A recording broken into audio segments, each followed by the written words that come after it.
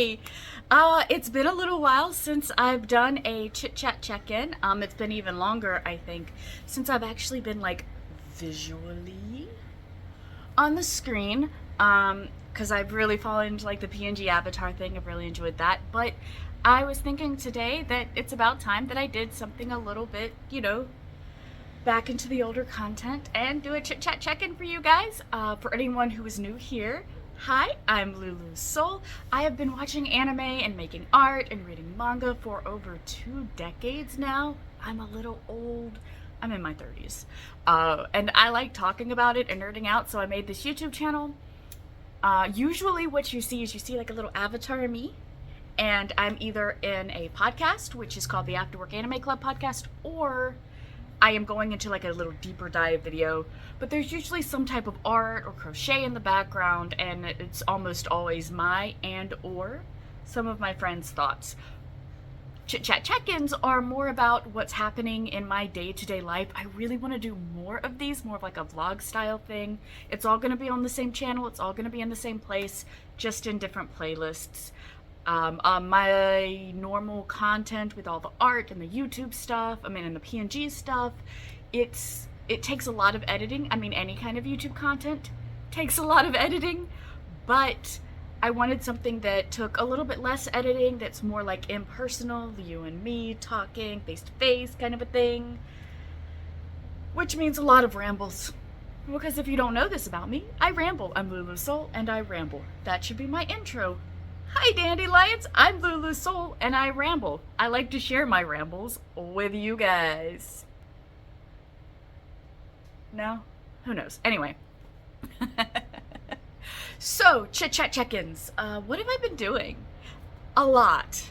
It's been a while since the last chit-chat check-in, so I'm not going to try to talk about like everything that's happened up until now. Instead, we're going to talk about a few things. I got diagnosed with ADHD, and I'm on the journey of figuring all that stuff out. I think I may have mentioned that either in some TikTok videos or here. But I have a lot of hyperfixations lately, and those are what I really want to talk about. I'm reading again. For, like, when I was a little kid, that's all I did. I was that kid that would have my nose in a book, and I would walk from class to class. This book, by the way, I haven't started it yet, but it is called A Realm of Ash and Shadow. It was actually sent to me by my brother. He knows the author, Laura Buckheat, personally, so he got it autographed. So what I wanted to do, I haven't started it yet, I don't know anything about it, but I wanted to read the back for you guys, just to jump into things. 18-year-old Princess Valeria Brult is sure of 3 things. 1, she was exiled from Empyrean because her father didn't want the hassle of raising her. 2, her perfect realm would be better off without a mortal raised smartass with a foul mouth and a penchant for trouble. And 3, neither of those things matter when a horde of demons crashes prom. So we've got a teenager, maybe close to her senior years, if not in her senior year, junior, senior type thing. And demons are coming to prom. I can get behind this. Forced to fight for her life, Valeria narrowly escapes being captured by the realm of the Forsaken, only to be dragged back to Empyrean before she is meant to return. Instead of the beautiful utopia from her bedtime stories, Val finds herself thrown into a hellish nightmare where the poor are dying, the rich are thriving, and her claim to the throne is in jeopardy. But not if Valeria can help it. The overwhelming desire to belong and a craving for power has her making choices that make it harder and harder to guard her heart against the man who's bound to protect her, the god she's vowed to hate, and the darkness that's growing inside her. Only time will tell if the secrets she unravels and the alliances she makes will lead to the throne or the pyre. That is one heck of a back excerpt. This book is being a realm of Ash and Shadow. It's being compared to Sarah J. Maas and From Blood and Ash. I have no idea what From Blood and Ash is. I did read A Court of Thorns and Roses, mostly. I didn't get to the end. I got almost to the end. I got to the big twist. I did not enjoy A Court of Thorns and Roses, and I could do a whole video on it. In fact, I might. But I did really enjoy Fourth Wing, which was compared to A Court of Thorns and Roses. And I didn't think I was going to like that book, and it stole my journey, right? Everyone has their journey. My journey with A Court of Thorns and Roses was, hey, chapter 1, let's go. Okay, some inconsistencies here. Nothing she's doing makes sense. Why is this scene here? Why are they suddenly in love? Why did she act this way here? The only two characters that have any kind of chemistry have almost no scenes. Cool, she's doing this thing now that goes completely against everything she did in the first half of the book. Great. I ended up TLDRing that one. My Fourth Wing journey, though, that one was... this is compared to ACOTAR. You know what, I'll give it a try. Because it was also compared to some other romance types that I do like. Okay, I can see this being like a guilty pleasure type thing. All right. Okay, now I'm invested. Now I'm really invested. What do you mean it's over? Where's the next book? Which is coming out in November, by the way. So, Court of Thorns and Roses compared to Fourth Wing. This book compared to A Court of Thorns and Roses. I'm gonna go in neutral. I like romance. I like the back of this. I'm gonna completely ignore the little, it's like Sarah J. Maas, because maybe it's like the parts of that book that I did like. And also it was sent to me by my brother and autographed by the author. So it doesn't matter if I love a book or not, you guys. If someone has taken the time to complete a book, that is an amazing feat. That is awesome. So whether or not a book is my cup of tea, they deserve the recognition for actually finishing writing the book. So for their ACOTAR stuff, I'm going to go in neutral. For the back of the book, I'm going to go in very, very curious. And for the fact that it was sent to me and autographed, I'm going to go in very excited. It's heavy. This is a heavy book. I guess maybe I'm just not used to, normally I do audiobooks, but this is a heavy boy. Very excited. But speaking of indie authors, I guess you could say, I also, this one I purchased, got my hands on this bad boy. It's a graphic novel. Patchwork Ends First. This is an anthology of short stories that have been written and illustrated by Matt Slay. And this is the embodiment of what I think of when I think of horror. You have stories that are unnerving. You don't necessarily like the characters. You're not necessarily supposed to like the characters. They make you think, they make you wonder, they make you feel things. There was a web comic that I used to read back in the day. It was a furry comic. I think it might have just been called Jack. And it was about this rabbit named Jack. He was the Grim Reaper. And a lot of the comic is in the comics version of hell. And it gives off, if you've ever heard of that comic, it gives off similar vibes. Nothing like, just similar emotions, similar vibes. Like, I'm gonna gather around the campfire, and these stories aren't meant to like make you think the boogeyman is coming for you. These stories are meant to just make you think. I've read the first two, and yeah, if you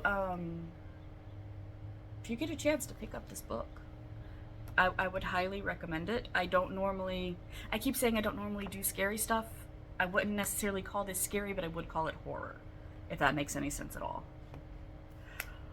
What else have I been reading? Well, I mentioned that I've been reading Fourth Wing, that I failed to read Akhtar. I'm going to be reading A Realm of Ash and Shadow, obviously.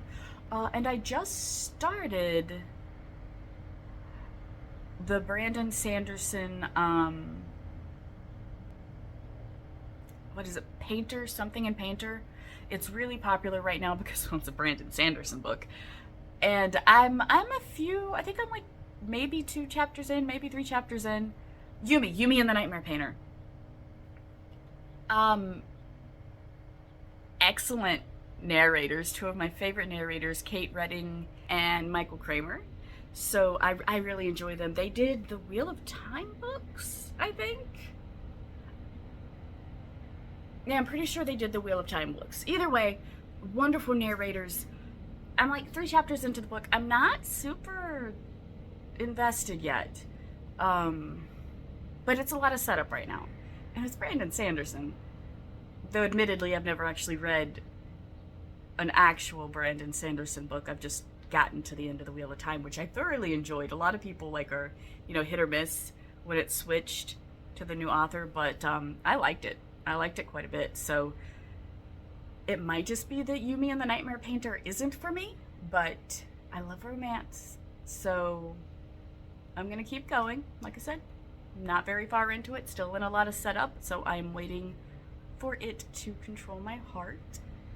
Outside of reading, I've been doing a lot of crafting. I actually have been doing art markets lately. So I go to little art markets and I sell my crochet stuff and my art stuff. This is a little, it was supposed to be a chicken, but then I realized it looked like a kitty cat. And I like cars. It's supposed to be a chicken, but I realized it looked like a little kitty cat. And I like that. That was a cute little kitty cat. What do you think? Kitty cat or chimkin? I can still turn it into a chimkin. And then this one I'm super excited about. It's a cauldron. I've got a few more crochet based stuff that I can't show you right now because it's packed up in my car because I have an art market, not this weekend, but the next weekend. I should just unpack it. I'm going to have to, but I don't have it directly on hand. I'm also working on a witch's hat, which I'm excited about. That's going to be a lot of fun if it works. And I've got another cauldron on the hook, so to speak. I do most of my crocheting in the evenings when I'm doing family time. We have been watching the One Piece anime. We are at the tail end, or what I'm imagining to be the tail end of the Big Mom arc. And so my husband and I, One Piece has been our thing. When we were just dating, we watched One Piece. And then after we got married, we watched One Piece up to the Don Flamingo arc. We finished Don Flamingo, and at the time, that's as far as the anime went. And we just fell off it. And then when it started happening again, we were so used to marathoning One Piece that we were like, I don't know if one episode at a time is going to be enough for us. So we waited and waited and waited some more. And finally, we're back on the One Piece kick. So we are Big Mom towards the end of that.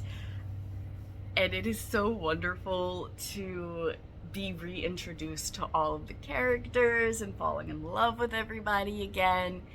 And so we watch One Piece and I crochet, and he does stuff in Final Fantasy XIV, which we have both been playing. Him a little bit more than me. He is a crafting master. If you play Final Fantasy XIV, you might understand this reference. And that should tell you literally all you need to know about how into Final Fantasy XIV our family is. However, in the evenings, he plays, I crochet, we watch One Piece. We have seen exactly 1 episode of the live action One Piece, and it's chef's kiss. I love it. It has all of the heart of the anime. The acting is on point. I am seeing so many Easter eggs from the anime itself. It's not an exact replica, which I also love. If it were an exact replica, what would be the point? It's not like it's a book where there are certain scenes that I've never seen played out and I want to see play out. I've seen the scenes play out. I've read the manga. I've watched the anime. Why would I want it to be exactly the same? I don't. But I do want it to have the heart, and it does. Luffy is Luffy, Nami is Nami, Zoro is Zoro, and we are loosely following the plot well enough that I have certain ideas and expectations of what's going to be happening. So yeah, seen episode 1, super excited about that. A little bit ago I mentioned that I have returned to Final Fantasy XIV. I don't know if there's really anyone watching this that is super into Final Fantasy XIV. I know it's another thing that, like, when I was pregnant with my daughter, I started playing it. I got my husband into it. He got super hyper fixated on it. I will play for months and then I won't touch it again. I think my longest running away time has been over a year from the game. And now I'm back and I've got my dancer to level 90 and I really want to start savage raiding.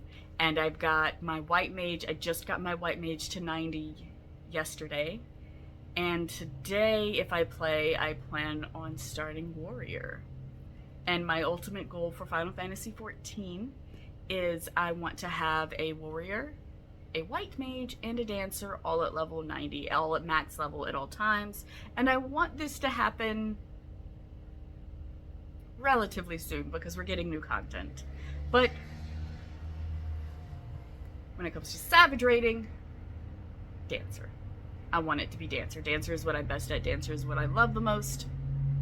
And there's a very, very specific reason that I need to do savage content.